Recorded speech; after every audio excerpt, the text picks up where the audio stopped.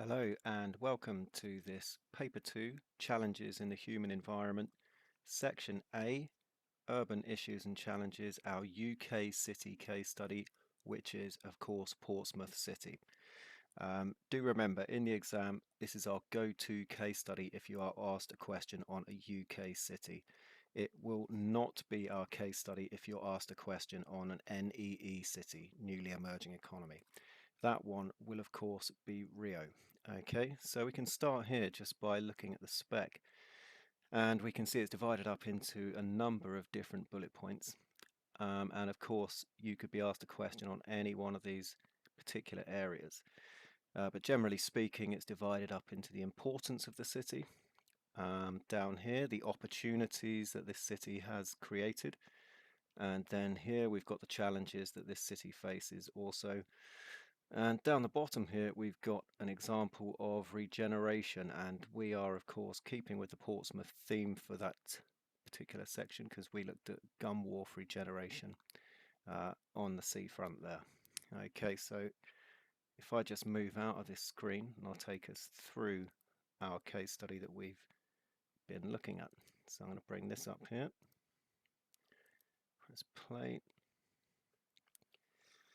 Okay, so on this page we can see those different areas are titled the importance here, opportunities, challenges, regeneration, and of course our whole picture. So we've been studying the Portsmouth case study using pictures. So let's just go through the picture and we'll start off looking at the importance of Portsmouth.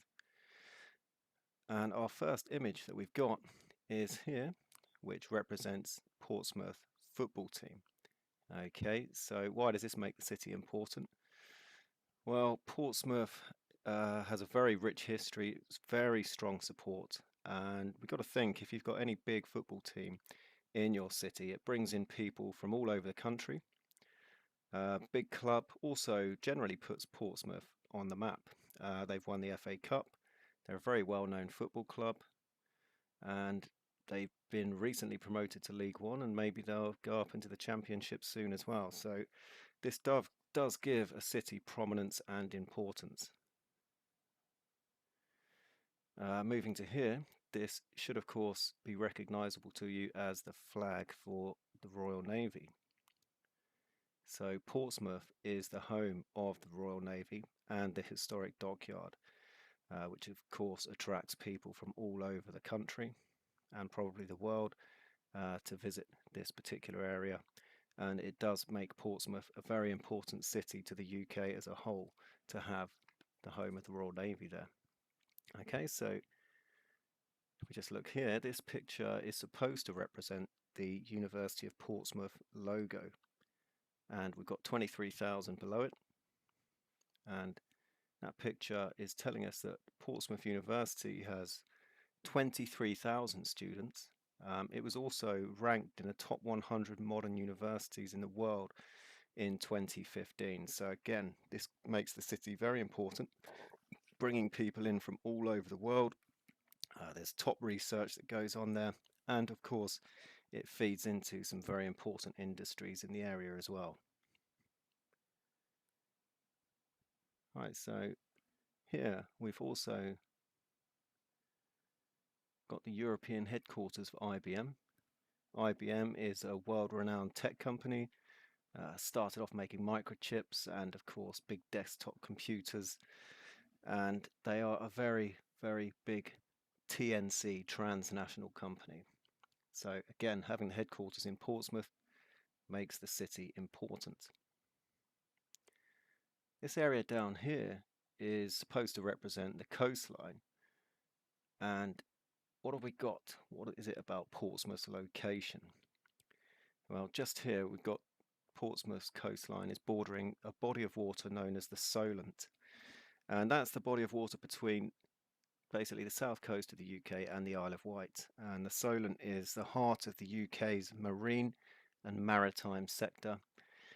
This enables Portsmouth and the surrounding region in and around to compete globally in that particular sector. So it's a real maritime linkage and history that we associate with Portsmouth, and some of that is mainly down to its location. Okay, so we've got lots of reasons there that make Portsmouth important. Let's zoom out then. The next part of this case study is to understand the opportunities that exist in Portsmouth City.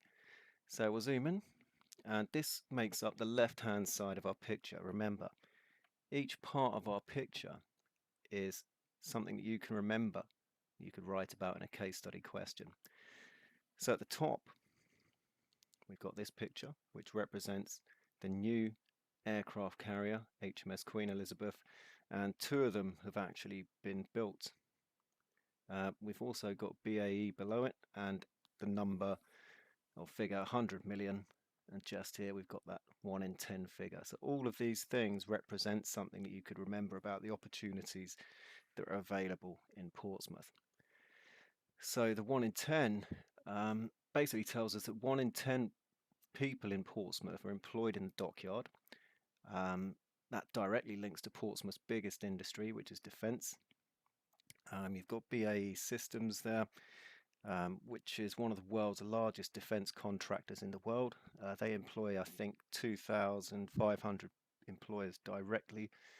Some of those come straight from Portsmouth University, so some really, really big companies there. The dockyard, after a period of steady decline, has seen recent growth. I've just mentioned about BAE. The shipyard was recently awarded a share of the construction work of the two new Queen Elizabeth class aircraft carriers. So that's why we've got that picture there. They basically got a 100 million contract to develop facilities at Portsmouth to help build and fit the new aircraft carriers, although they are actually originally being built in Scotland. Okay, so this picture of an aeroplane is supposed to represent the huge tourism industry in Portsmouth. Okay, so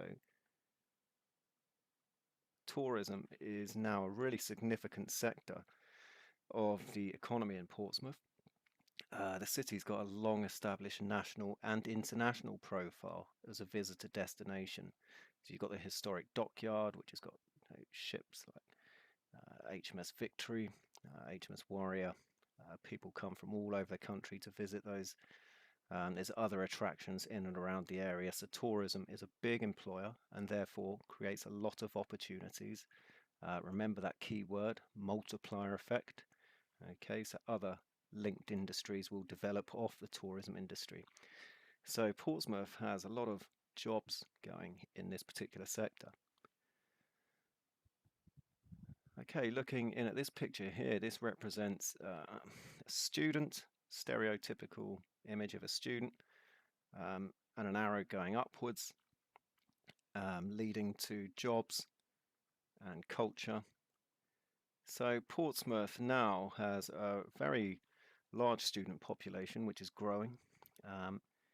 Means there's a large number of young people in the city, which really does increase the opportunities there. There's a variety of bars, clubs. Many of these are centered around Guildhall Walk and Albert Road, and this has contributed to that growing population. Okay, so where you've got a growing student population, you've also got more jobs available, and there's more activities that are happening in and around the area, such as the Victorious Festival. And again, all of these things add to the prominence and importance of Portsmouth as a city. Again, what other opportunities are existing here if we focus in this area? We've also got Gun Wharf, which is a mixed regeneration project. It involves residential, commercial and entertainment functions.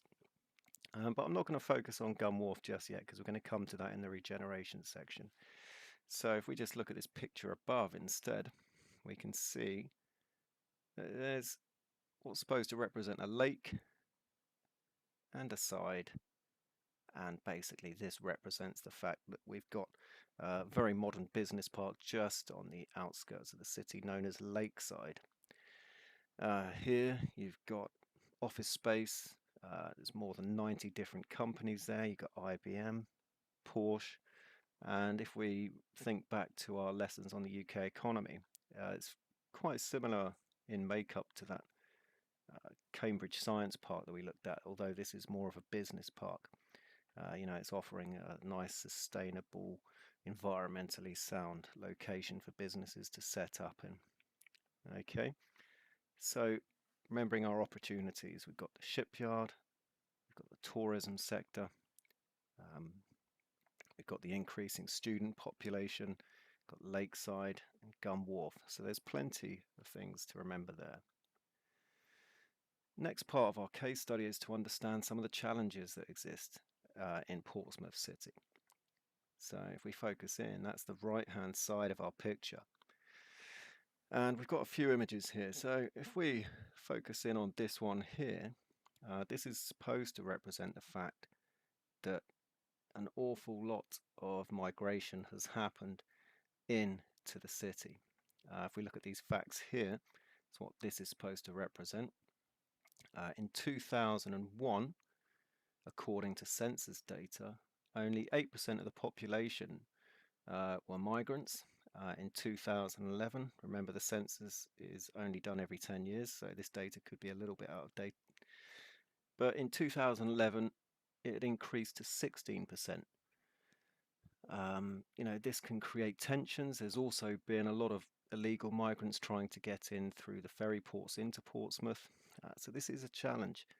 But we've got to remember, it's not just a challenge and a problem. We can also think of migration as an opportunity, because like it says here, there's much more cultural diversity. Focusing in on particularly Albert Road, which is in Southsea, there's restaurants from all over the world. And of course, Portsmouth also now has 3 mosques to cater for the growing Muslim population, and that all equals increasingly diverse urban landscape.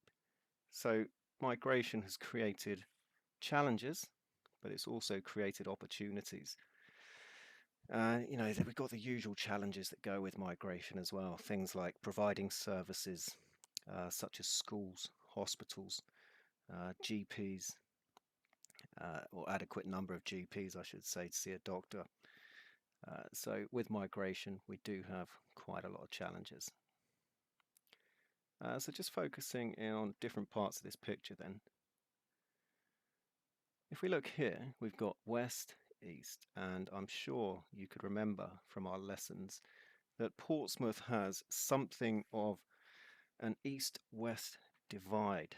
Okay, so this is a challenge. There's an east-west divide that's going on, and we call this inequality. So remember these key words.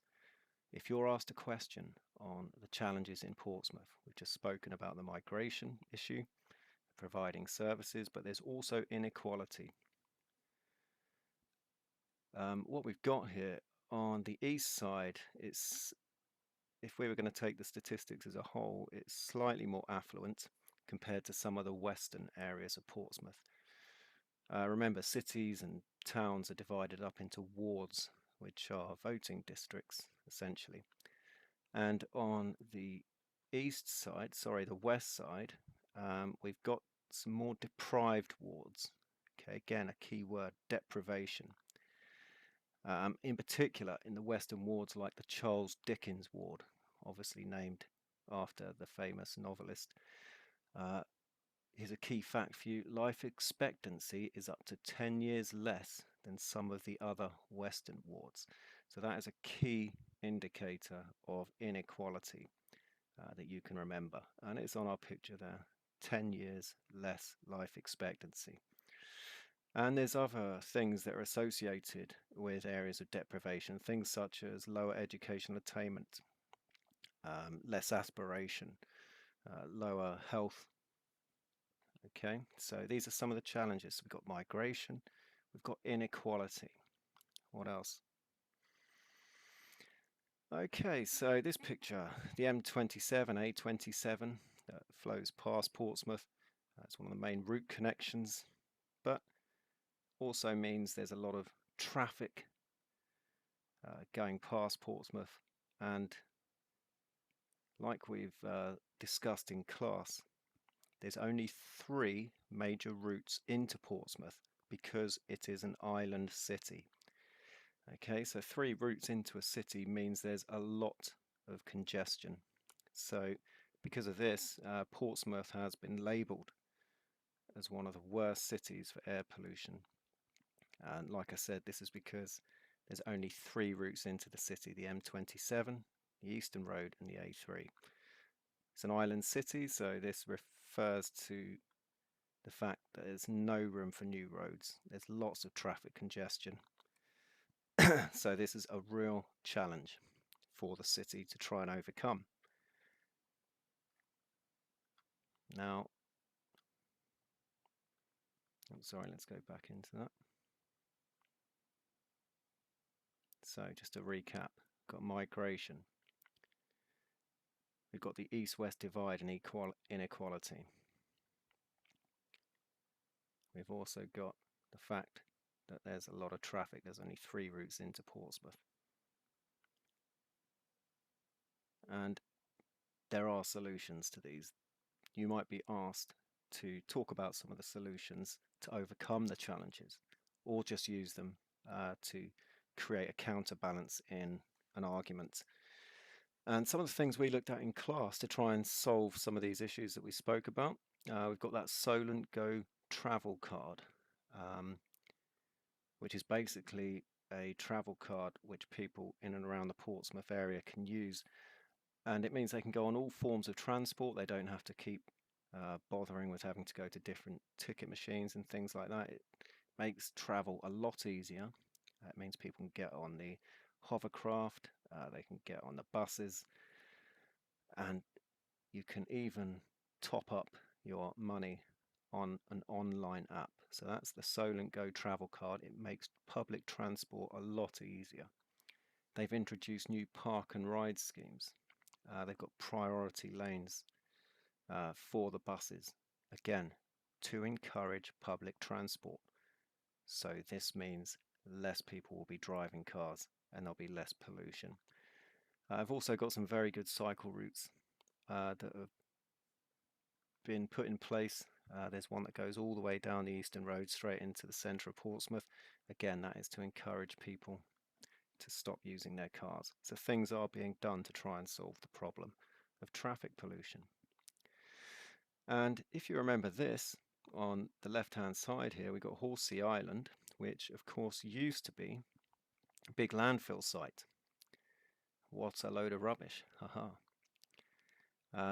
It was a landfill site, but it's going to be turned into a big country park, and they're hoping to plant around 50,000 trees.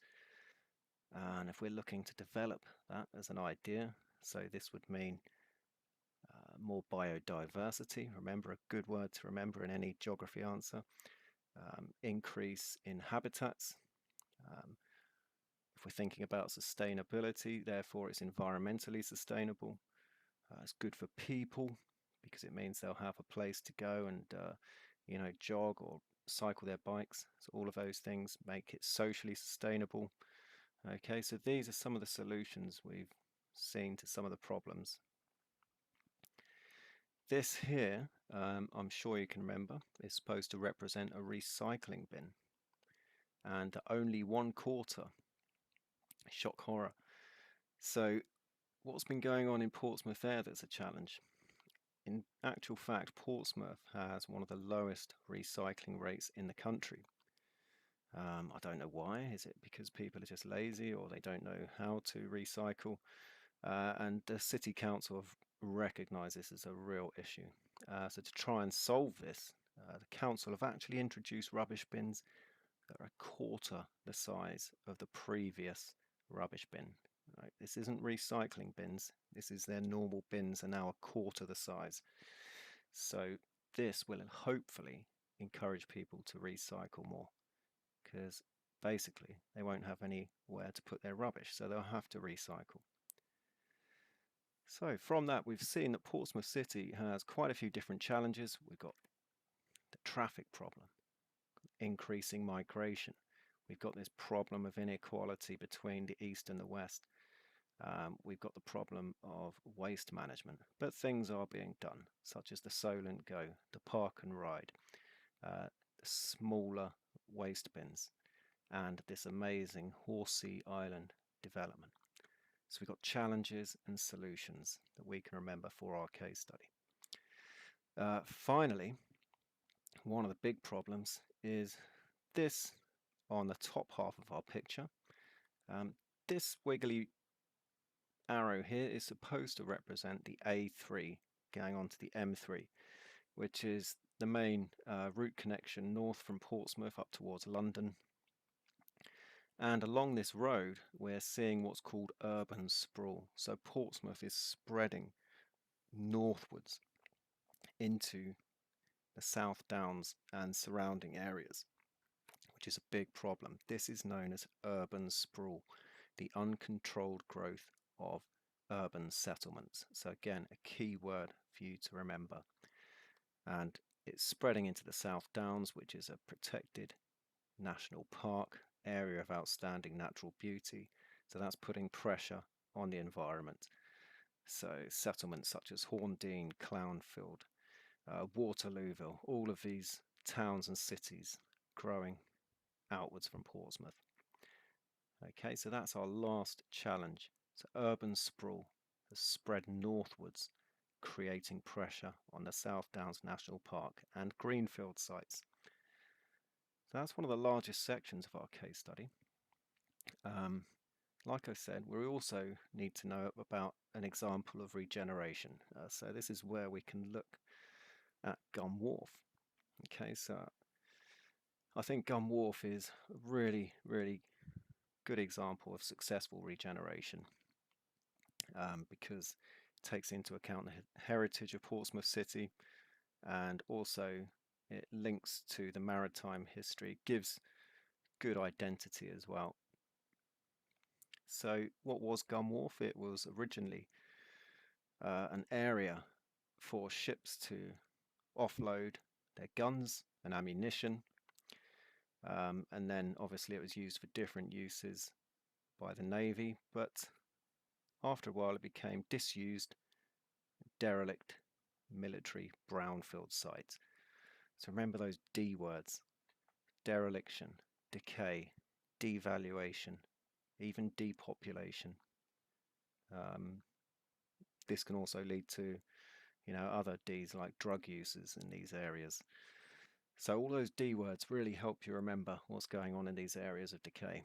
So this was a disused derelict military brownfield site, which they've used for a mixed regeneration project, including houses, entertainment, and also restaurants. Okay, so it's a mixed regeneration project using proper terminology: residential, meaning housing, it's got commercial, entertainment functions, and it's totally transformed the site. And a lot of you have probably been there. It includes big brand names, cinemas, shops, and it's also got this quite iconic structure which is known as Spinnaker Tower.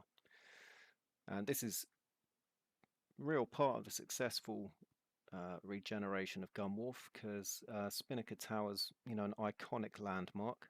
It links to Portsmouth's maritime history. Spinnaker sort of being the sailing part on a ship or sail, so it links to that maritime history. So the regeneration of Gum Wharf has been a success. It attracts probably millions of people a year. Created 2,500 jobs directly, but probably a lot more indirectly. All of these jobs as well, and the people who go and visit, it contributes towards the £58 million worth of annual tourist revenue to the Portsmouth economy. So it's a lot of money. Remember again that word, multiplier effect. Okay, so it's been a very successful regeneration. Remembering key facts if you're asked a question. 2,500 jobs, £58 million towards the tourist revenue to help boost the economy of Portsmouth. But as always, you have to be able to assess and evaluate. So what have been the issues here? So in red, we can see it could be argued that it's not helped the people of that Charles Dickens ward, which we were speaking about previously. Charles Dickens ward is still the most deprived ward in Portsmouth. So has the regeneration of Gunwharf, which is in the Charles Dickens ward, benefited the local people? And the answer to that is no. And that is the case with most regeneration projects. They generally improve the area, increasing values, but not really benefiting the people in and around that area. It's increased traffic congestion. It takes an awful long time to actually drive into Gunwharf at certain peak times. And another key thing with a lot of these out of town developments, or out of centre developments I should say, they take many shoppers and visitors away from the traditional city centre. And that of course is a countrywide problem, but it's leading to further decline here. So Gunwharf has almost created a different area of growth which isn't the city centre. House prices in and around Gunwharf are also quite expensive.